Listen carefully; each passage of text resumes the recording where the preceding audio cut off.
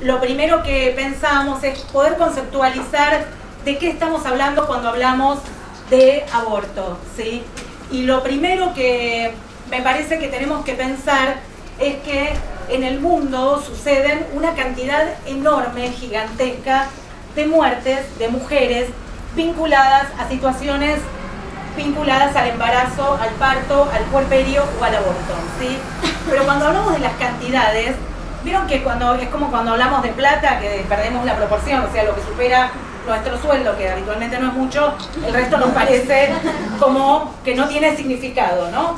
Bueno, cuando decimos que 1.600 mujeres mueren por complicaciones prevenibles de embarazo y del parto, incluidas el aborto, por día, ¿no? Y hoy no podíamos parar de escuchar por la radio el desastre ocurrido en Las Vegas de estas 50 personas muertas o la cantidad de heridos en Barcelona, digamos, situaciones que son catastróficas porque son producidas en su gran mayoría, no son catástrofes, sino que son producidas por personas. Todos los días deberían estar todas las radios, todas las televisiones y todos los diarios hablando de las 1.600 mujeres que mueren cada día, ¿sí? Pensemos cuántos aviones serían caídos llenos de mujeres embarazadas por día si lo pudiéramos como pensar en esas cifras. Entonces, lo primero que proponemos es pensarnos en esa situación catastrófica. Y cuando uno dice, bueno, pero eso pasa porque las mujeres se embarazan, porque son las que tienen útero, por lo tanto, no hay otra opción que las que tengan las complicaciones de los embarazos sean las mujeres. Pero uno va viendo otras cifras y dice, bueno, pero el 99% de esas mujeres que se mueren en determinados países desarrollados, llamados mundo en desarrollo, países subdesarrollados, los distintos eufemismos con los que se denomina los países que se encuentran en situación de pobreza. Entonces, ya ahí uno empieza a pensar, no es el tener o no tener útero lo que está determinando esa mortalidad, sino el lugar donde esas personas están muriendo, ¿sí? La mayoría de esas muertes tienen que ver con, entonces pensamos en relación a la ubicación geográfica, con situaciones de pobreza, y un 10% de ellas tienen que ver con abortos inseguros. O sea, no es solo el embarazo, ¿sí?, lo que produce esas muertes, cuestiones fatales vinculadas a complicaciones inevitables, sino que el 10% por lo menos de esas mujeres mueren por intentar interrumpir ese proceso de embarazo. Yo acá hago un paréntesis, digo mujeres, sé que es más correcto decir personas con capacidad de gestar, ¿sí? Porque hoy, por suerte, por la lucha de muchos colectivos militantes, podemos pensar que los varones también pueden embarazarse a partir de la ley de género, identidad de género, pero bueno, digo mujeres porque en el mundo estamos hablando, la gran mayoría de las personas que atraviesan estas situaciones son mujeres, ¿sí? Bien, voy a pasar quizás un poco más rápido con los números. Cuando uno piensa en cuál es el mapa del mundo en relación a la legalidad o la ilegalidad del aborto, podemos ver que lo que ven pintado de verde son aquellos países que tienen legalizado el aborto por definición de la mujer, ¿sí?, sin tener que reconocerse una causal en especial para que se le autorice la interrupción de embarazo.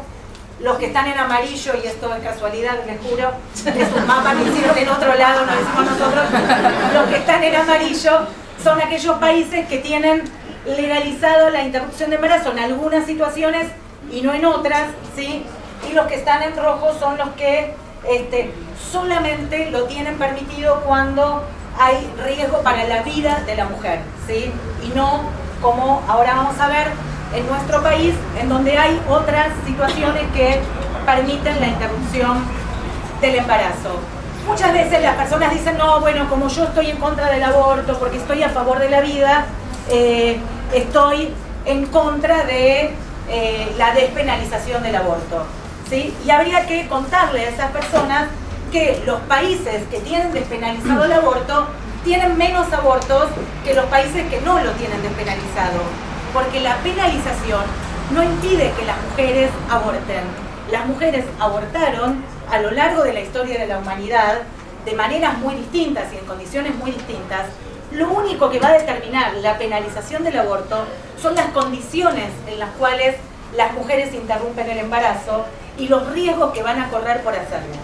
Pero lo que se ha demostrado es que aquellos países que tienen el aborto disponible según la solicitud de la mujer tienen menos abortos que los países que no lo tienen. Y esto tiene una lógica y tiene muchas explicaciones, pero es muy importante conocerlo y hacerlo saber, porque si realmente estamos a favor de la vida y en contra del aborto, bueno, tendrán que apoyar la despenalización del aborto porque será la forma de disminuir la cantidad de abortos en nuestro país. Bien, lo que decíamos recién, entonces, en los lugares en donde el aborto está permitido, de cada 1000 embarazos hay 34 mujeres que abortan, ¿sí? En los países en los que está prohibido, y esto es una generalidad, de cada 1000 embarazos hay 37 mujeres que van a interrumpir el embarazo.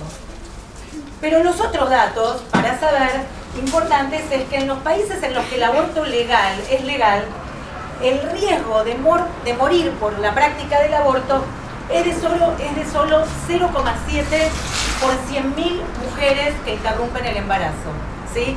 De cada 100.000, solo 0,7 mujeres correrían el riesgo de morirse. En cambio, en los países donde es ilegal, esta cifra es mucho mayor, y ahora lo vamos a ver en otro gráfico, sube a 100 o 1000 veces. O sea que la desproporción entre el riesgo que le estamos haciendo correr a una mujer con el aborto penalizado, con el aborto despenalizado, tiene esa barbaridad de diferencia, ¿sí? No es una sutileza. Bien, ni que hablar con las mujeres que no solo están en riesgo de morir, sino que también están en riesgo de tener complicaciones, que se calcula que son 7 millones de mujeres en los países donde el aborto es ilegal por año, y que entre 22.500 y 44.000 mujeres por año mueren por abortos practicados de manera clandestina, ¿sí? Cuando decimos aborto inseguro, lo comparto acá como para saber de qué estamos hablando.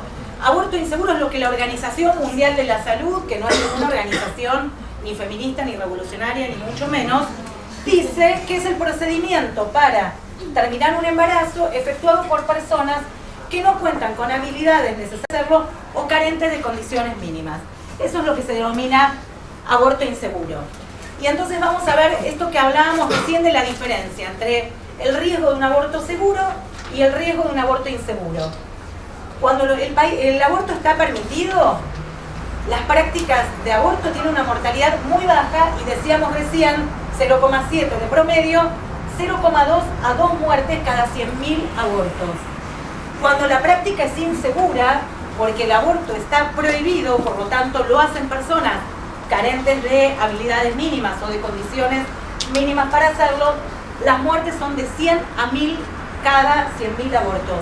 Esta es la cifra que nosotros tenemos que mostrar todo el tiempo. Cuando alguien dice, yo estoy en contra del aborto, uno le puede decir, vos estás a favor de que en vez de morirse una mujer cada 100.000, se mueran 100 o 1000, de eso estás hablando, ¿sí? Cuando alguien habla de estar en contra del aborto. En contra o a favor, la verdad es que es una decisión individual sobre la que nadie puede opinar. De lo que estamos hablando es si las mujeres se van a morir en la práctica, que van a hacer de todas maneras o no, ¿sí? Y en esas proporciones. Bien, fíjense que esto, nada, atrás ni lo deben ver, pero no importa, muestra las cifras de aborto en las regiones desde 1990 a 1994 y 2010-2014, comparando esos años, y fíjense que América Latina y el Caribe, que es una de las regiones que menos avanzó desde esas décadas hasta ahora con la legalización del aborto, es la única región que aumentó la cantidad de abortos en vez de haberla disminuido. Así que por favor, alguien que les avise, que no es la manera. ¿Cómo es la situación en nuestro país?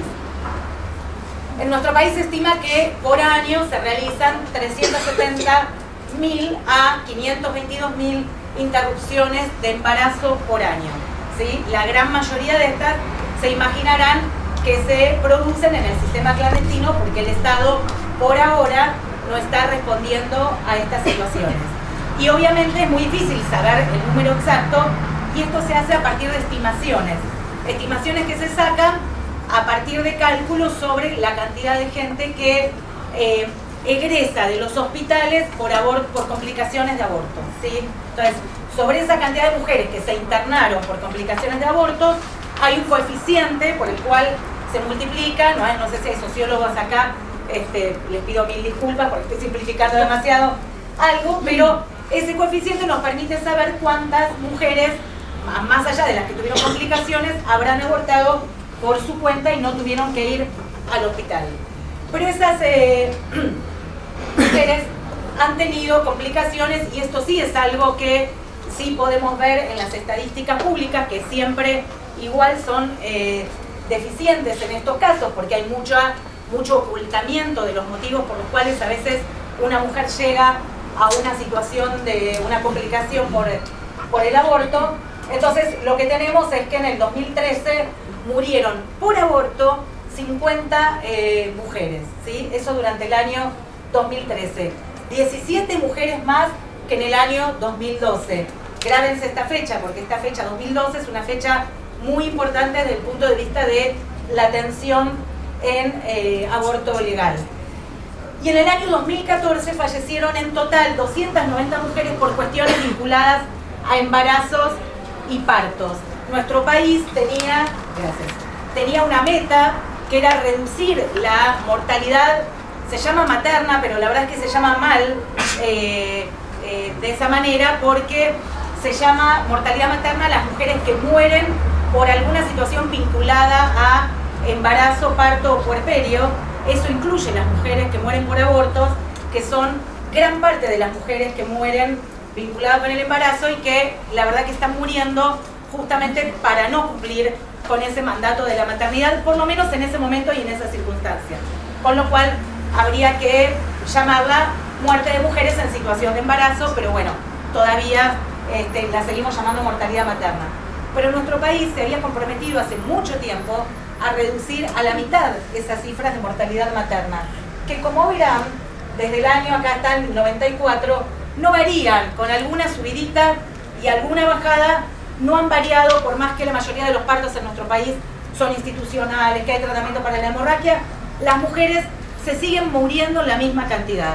Y cuando vemos por qué, voy a pasar acá, lo vemos porque la mortalidad de mujeres por situaciones vinculadas al aborto es una de las principales causas. Y si no se modifica el proceso de atención de las mujeres que están en una situación de aborto, no vamos a poder incidir en esos indicadores.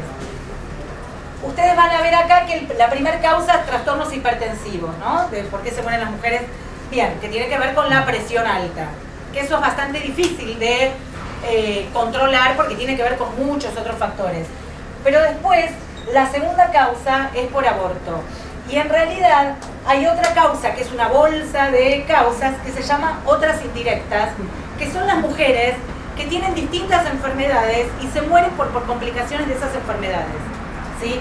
Esas mujeres, en su gran mayoría, se están muriendo porque se les ha negado la posibilidad de la interrupción legal de embarazo. Por lo tanto, el aborto es la segunda, ya sea por complicaciones en el acceso o porque no se le da acceso, es la segunda causa de mortalidad de mujeres en situación de embarazo en nuestro país, ¿sí? O sea que estamos hablando del principal motivo por el cual una mujer embarazada puede morirse durante el embarazo. Y volvemos a lo mismo, bueno, pero será porque son las mujeres las que se embarazan o las personas con capacidad de gestar en estos momentos, pero cuando vamos a ver de qué condición socioeconómica son esas mujeres, nos encontramos con algunos cuadros, como por ejemplo este de la provincia de Buenos Aires, que es viejo, pero lo traje para ejemplificar cómo las mujeres que están en el decil 4, digamos, dentro de las categorías de pobreza, digamos, 4 sería la peor, digamos, y uno la mejor. Fíjense como de 24 mujeres que se habían muerto en la provincia de Buenos Aires en un año determinado, 21 de las 24 pertenecían a las mujeres con menores condiciones socioeconómicas. O sea que, nuevamente, no es cualquier mujer la que se muere, sino que es particularmente las mujeres pobres. Bien, este lo voy a pasar, pero simplemente para que tengamos en cuenta cuando nos dicen que el aborto es peligroso, ¿sí? Y que el aborto es riesgoso, siempre tiene que ver con que estamos hablando de una práctica insegura. Cuando la práctica es segura, ¿sí? O sea, el aborto es legal, el riesgo que corre la mujer al hacerlo es mucho menor que si tuviera un parto o una cesárea, ¿sí? O sea que a ninguna mujer se le puede decir que no se le da acceso a un aborto porque es riesgoso, ¿sí? Siempre va a ser mucho más riesgoso. Son riesgos que las mujeres decidimos correr cuando queremos ser madres, ¿sí? Pero nunca podemos permitir que se mienta diciendo que el problema del acceso no al aborto tiene que ver con el peligro. El peligro está dado por las condiciones de clandestinidad y de inseguridad que la misma ley plantea. Y lo otro que circula, el otro mito, es que dicen, bueno, si las mujeres acceden fácilmente a un aborto, nadie se va a cuidar porque van a usar el aborto como método anticonceptivo, ¿no? Esto lo hemos escuchado enorme cantidad de veces, incluso de trabajadores del equipo de salud. Y la demostración es que en los países en los que se legalizó el aborto, no solo dejaron de morirse las mujeres, sino que, como decíamos antes, la práctica de aborto bajó. Porque una de las cosas que sucede cuando una mujer accede a una interrupción legal de embarazo y los servicios de salud hacen lo que tienen que hacer, es que se mejora ese vínculo y esa relación entre las mujeres y los servicios de salud.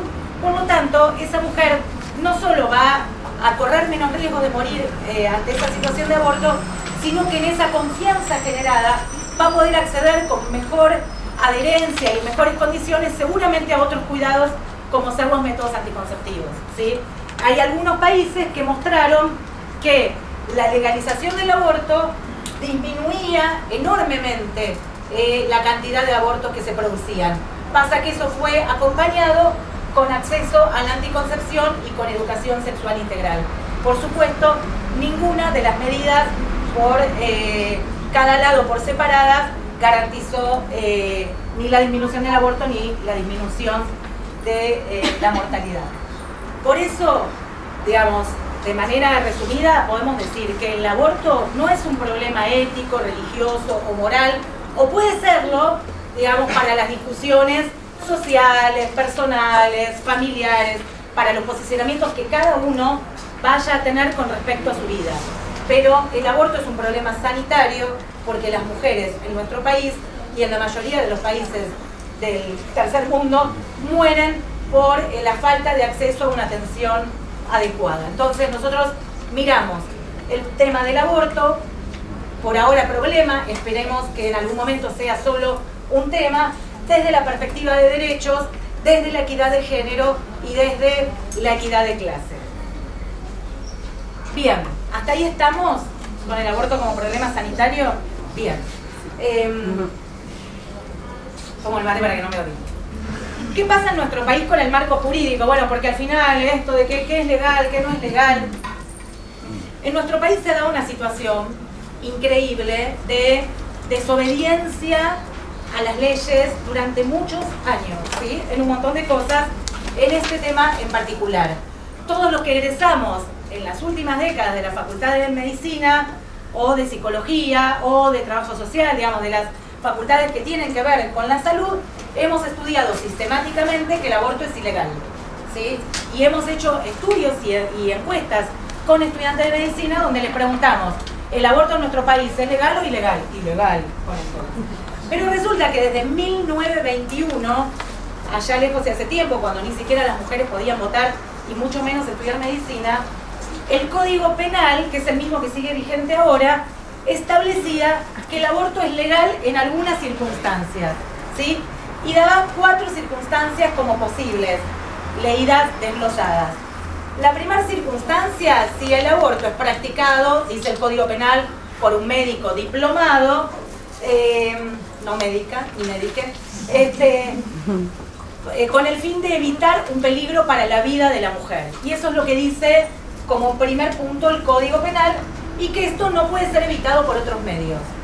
Como segundo punto, dice si se ha hecho con el fin de evitar un peligro para la salud de la mujer. Y esto no puede ser evitado por otros medios. Está claro que el concepto de salud que tenían quienes elaboraron el Código Penal en 1921, mucho del concepto de salud que tenemos ahora.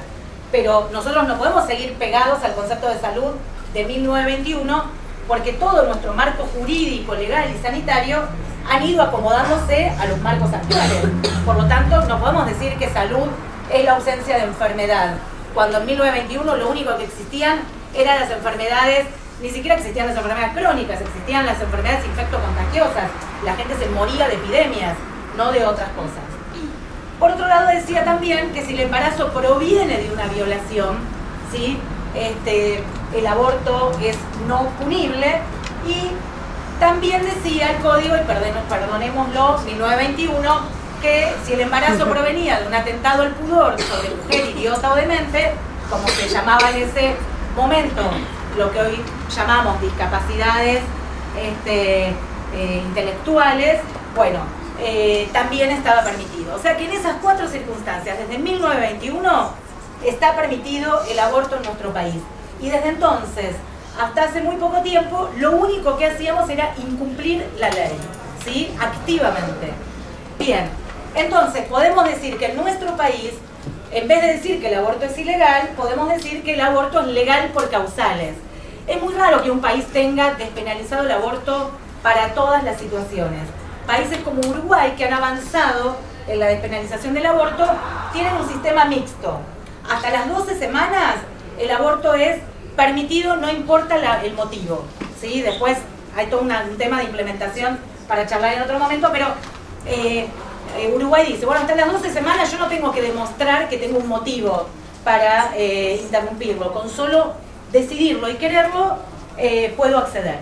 Y después de las 12 semanas hay que justificar por alguna causal. En nuestro país, por ahora, solo por causales.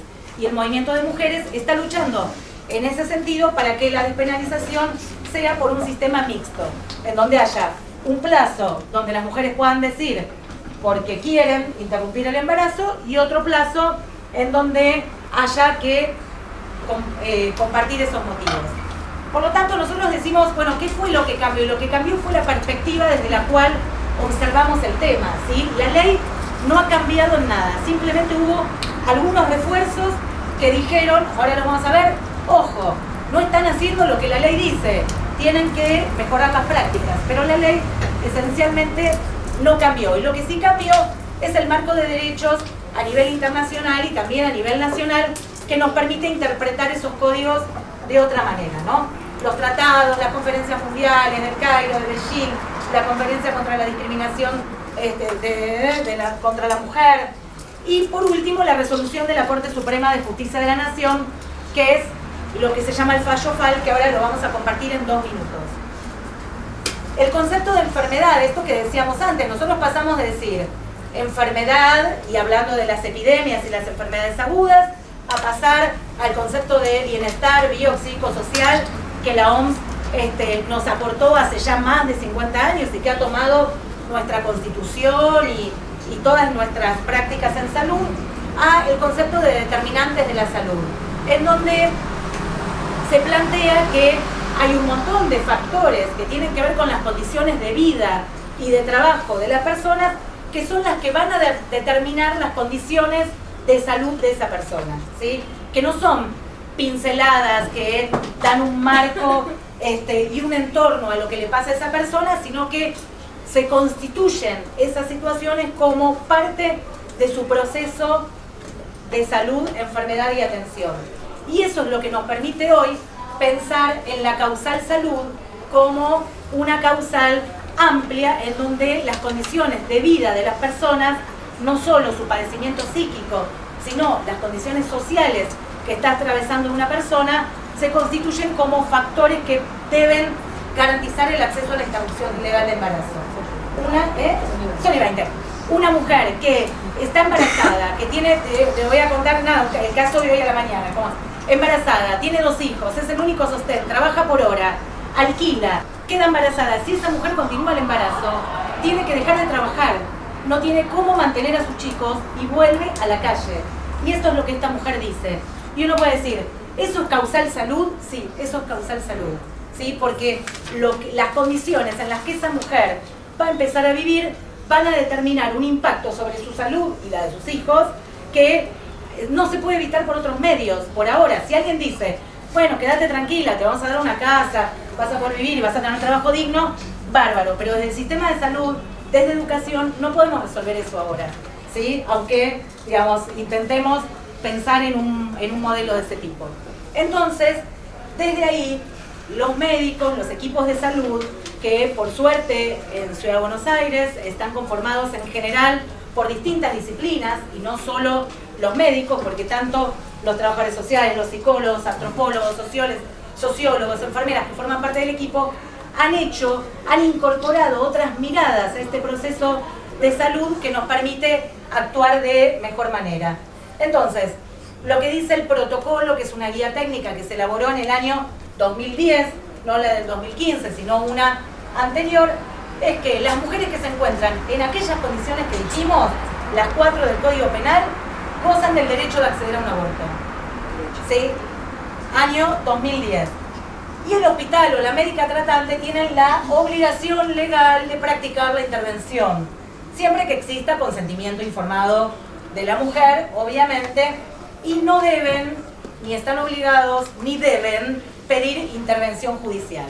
A pesar de ese protocolo del 2010, que decía también que una sola persona necesitaba constatar, una sola médica necesitaba constatar eso, que no hacía falta llamar a un ateneo ni a una asamblea para determinar si la persona estaba en condiciones de cumplir con alguna de las causales, y de que para la interrupción por causal violación solo era necesario una declaración jurada de la mujer que decía que había sido violada y que creía que ese embarazo era producto de esa violación. A pesar de eso, el sistema de salud seguía mirando para otro lado y no daba respuesta. Y también decía que el peligro tenía que ser de determinada característica. Bueno, el peligro tiene que ser peligro grave para la vida. Y en realidad los protocolos no exigen que el peligro sea grave, como no lo exige el Código Penal. Habla de riesgo, ¿sí? Y el riesgo es una variable, ¿hay de matemáticas acá? Es una variable estadística, ¿sí? La posibilidad de que una persona tenga o no un daño. No se mide solo en cantidad, sino porque para esa persona es el 100%, ¿sí? Yo te puedo decir, las posibilidades de que te pase algo son bajísimas, pero si te pasa a vos, es el 100%, ¿sí? No es el 0,7. Entonces, cada persona debe decidir, o debe poder decidir si está dispuesta a correr ese riesgo o no está dispuesta a correr ese riesgo. Pero bueno, a pesar de todo eso, fue necesario que la Corte Suprema de Justicia en el año 2012 diga, ante un caso tremendo, que era el de una niñita que había sido abusada por su padrastro y que el sistema de salud le negó la interrupción del embarazo en el sistema público, era una chiquita menor de 13 años, ¿sí? Entonces le pidió autorización a la justicia dijo, los que deciden son ustedes, es el sistema de salud. Entonces, bueno, la tuvieron así hasta las 22, 23 semanas, ¿sí? Un espanto. La causa siguió y la Corte Suprema de Justicia dijo, aunque nosotros nunca vayamos a actuar sobre una causa de interrupción legal de embarazo en concreto, porque los tiempos que tiene la justicia son mucho mayores a los tiempos de un embarazo, saca una resolución en abstracto, ¿sí? O sea, no en un caso concreto, sino en abstracto, en general, por unanimidad, lo cual es, nada, ustedes han leído en los diarios lo que sucede actualmente con las Cortes Supremas, no hay una homogeneidad importante. Bien, y lo que hace la Corte Suprema es decir, lo que dice el Código Penal es lo que está vigente, ¿sí? Lo que dice el Código Penal desde 1921 es lo que está vigente. Por lo tanto, no pueden ni deben, esto que decían antes, pedir autorización judicial. las personas tienen que tener derecho a acceder a un aborto legal cuando cumplen con las causales que el Código Penal dice. ¿Se entiende? El tema es que en esto que aparece muy importante desde la Corte Suprema de Justicia, termina diciéndole a los médicos: los que deciden son ustedes, ¿sí? Porque los que tienen que dar acceso son ustedes, son los que tienen que confirmar la causal. Y ese es un lugar incómodo y peligroso. Digo porque incómodo porque gran parte de los médicos por lo menos no nos interesa ese rol de decidir, y aparte peligroso porque en realidad nos pone en un lugar en donde se pierde quién es el sujeto principal de la decisión, ¿sí? La que decide, la que debería estar decidiendo si es legal o no porque cumple con alguna de las causales, es la mujer. Pero como quien pone la firma también es el médico, termina siendo una atribución del médico el definir qué es causal y qué no. ¿Se entiende? ¿Esto para qué lo comparto?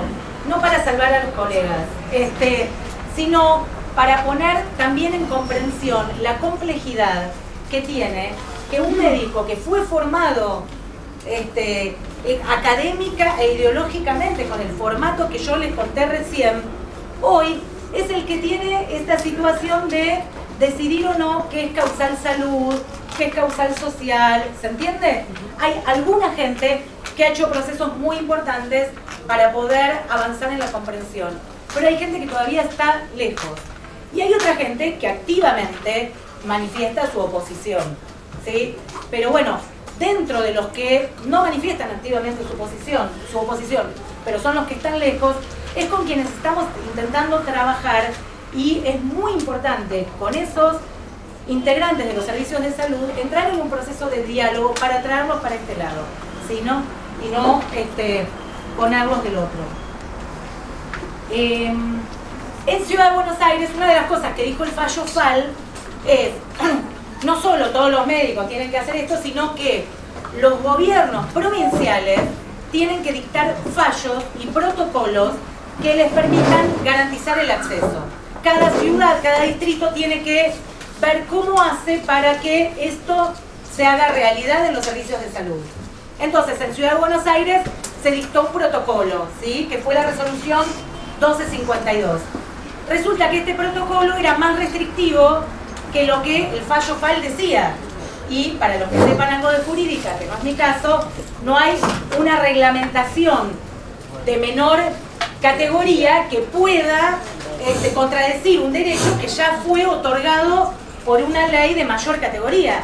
¿Se entiende? Entonces, no puede un fallo local hacer que los habitantes de la Ciudad de Buenos Aires tengan menos derecho que los del resto del país, ¿sí? Entonces, hubo una medida cautelar sobre este fallo y terminó saliendo un protocolo que no contradice y que tacha algunos artículos y que garantizaría, en el caso de que funcione bien, el acceso a la interrupción legal de embarazo para todas aquellas personas embarazadas que quieren interrumpir y que cumplen con las causales estipuladas en el código.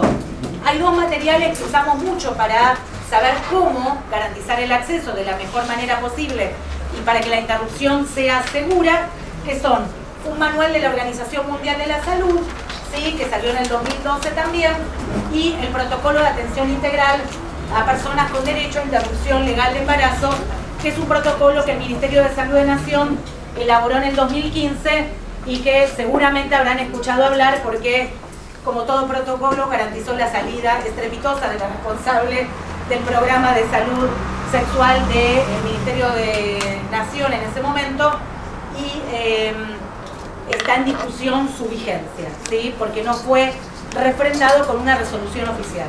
Pero de todas maneras opera como protocolo, como marco sanitario para nuestras prácticas en salud, y que dice cómo sería dar acceso con una práctica de buena calidad de atención a las mujeres que deseen interrumpir el embarazo.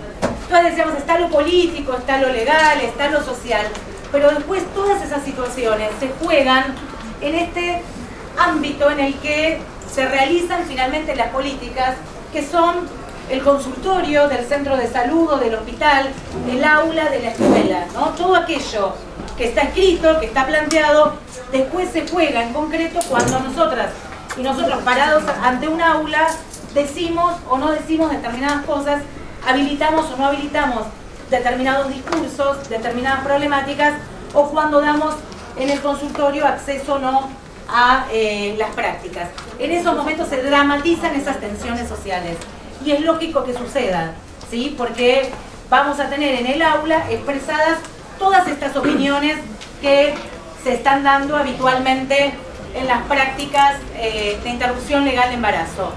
Media palabra de algo que quizás les suena, que es la objeción de conciencia, y en este sentido también atañe a la práctica docente. La objeción de conciencia es el derecho que tiene, perdón, no es el derecho, es la excepción a cumplir con una obligación que cualquier ciudadano o ciudadana tiene porque está en contra de sus valores morales, éticos y religiosos, ¿sí? No es un derecho, es un permiso de excepción, ¿sí? Siempre va a estar en relación a otro derecho, ¿sí? Cuando eso está en juego, si hay dos personas que tienen determinado derecho, el derecho que va a prevalecer en el caso de interrupción legal de embarazo es el de la otra persona. ¿Esto qué quiere decir? Que si yo soy la única médica capaz de dar acceso a una interrupción legal de embarazo, porque no hay más médicos en la Ciudad de Buenos Aires, y yo soy objetora de conciencia, lo lamento por mí, por mis valores éticos o religiosos, pero yo tengo que garantizar el derecho de esa persona, ¿sí? Y correrme de esta excepción de no cumplir con mi obligación. ¿Se entiende? Lo mismo pasa en el aula.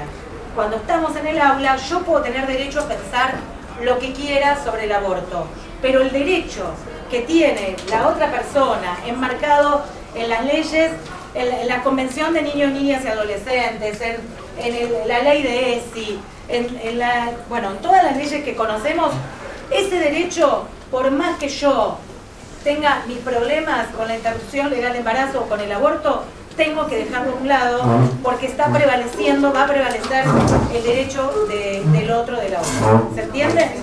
7:30 y ya termino muy rápidamente. Los profesionales de la salud son responsables si no hacen lo que tienen que hacer, o sea que en la medida que empiecen a aparecer reclamos y juicios, quizás algunos vayan a modificar sus prácticas. Hay un concepto que me interesa que nos quedemos, que es la obligación de transparencia activa, que es la obligación que tenemos de dar la información clara, veraz, actualizada a las personas en nuestras prácticas de salud y también de educación, ¿sí? Por lo tanto, más allá de nuestros valores, tenemos que garantizar dar la información lo más claramente posible. El consentimiento informado y la declaración jurada, ya hablamos de ello, hay plazos concretos para cumplirlos, y una cosa importante para tener en cuenta, y porque creo que aparte está en el marco de un montón de situaciones que estamos conociendo ahora, no todas las mujeres dicen que han sido abusadas o que han sido violadas cuando han sido violadas, ni a veces lo dicen en el primer momento, ¿sí? Porque hay una discriminación, una estigmatización, ¿sí? Una culpabilización hacia las mujeres, y digo, la situación de lo del Nacional Buenos Aires, no para abrir el debate acá, pero dice, bueno, pero ¿cómo se hizo público? ¿Cómo se conoció tiempo después? Las mujeres no dicen rápidamente que han sido abusadas o violadas, por lo tanto, es un tema a indagar cuando una mujer está embarazada, ¿sí? Si realmente ese embarazo fue producto de una relación sexual consentida. Una relación sexual no consentida, o donde el otro hizo cosas como, por ejemplo, no usar el preservativo a pesar de que dijo que lo iba a usar o que se lo empezó a poner y después no, etcétera, etcétera, y la otra persona no consintió, eso es una relación de violencia sexual. Una relación de violencia sexual es una violación y está enmarcada dentro del proceso de interrupción legal de embarazo. No voy a dar estos datos, si después se puede circular la presentación, sí, ahí está, se leen fácilmente. Lo único que quiero mostrar es que en la Ciudad de Buenos Aires, yo la sensación que tengo es que hemos dado algunos pasos importantes en relación a mejorar el acceso, estando ampliamente lejos de lo que debería ser, pero mejor cada año o cada mes o cada semestre. Pero lo que les quería contar es que desde el programa de salud sexual se definió que era un problema a abordar, una política a empujar el acceso a la interrupción legal de embarazo, y se decidió pelear por garantizar que el misoprostol, que es el medicamento que permite la interrupción de embarazo en los distintos momentos de embarazo, pero que puede hacerse de manera ambulatoria, o sea, la mujer lo puede hacer en la casa durante el primer trimestre de embarazo, o sea, hasta las 12 semanas, que el misoprostol esté disponible en todos los centros de salud de la ciudad de Buenos Aires para que las mujeres puedan acceder a esta medicación. Y si se fijan, en enero del 2016 se proveyeron solo 15 tratamientos a los centros de salud de la ciudad de Buenos Aires, y en diciembre 60, y a lo largo de este primer semestre se han provisto 1000 tratamientos. O sea que el crecimiento es realmente... Sí. Bien, cuando una situación de interrupción legal de embarazo llega a un centro de salud, ese centro de salud le da lugar, pero por la cantidad de semanas, porque es mayor a 12 semanas, no puede resolverse en el centro de salud y se tiene que resolver en el hospital, y el hospital se niega, ahí la coordinación incide para tratar de que se resuelva en algún otro hospital. Y entonces lo que vimos con los números es que en el 2014 hubo 91 interrupciones, en el 2015 138, en el 2016 563, y en este primer semestre se supone que vamos por arriba de 1000, pero todavía no pudimos sistematizar los datos. Y la cantidad de hospitales y de centros de salud que han empezado a dar respuesta a esta situación también creció de manera importante, y hoy podemos decir que el 90% de los hospitales y el 90% de los centros de salud de la ciudad de Buenos Aires está brindando acceso de manera despareja. Hospitales que son más abiertos, hospitales que son más restrictivos, centros de salud que son más abiertos, centros de salud que son más restrictivos. Y la última cuestión es que el 70% de las interrupciones se están haciendo a nivel de centros de salud, o sea, en el primer nivel de atención. Eso significa que la mayoría de las mujeres acuden antes de las 12 semanas, lo cual es muy importante. En la medida que hay más información, las mujeres tardan menos en llegar. Y por otro lado, que las causales por las cuales se están interrumpiendo los embarazos en Ciudad de Buenos Aires son predominantemente causal salud, cuando al principio era predominantemente causal violación. O sea que estamos pudiendo ver algunas cosas.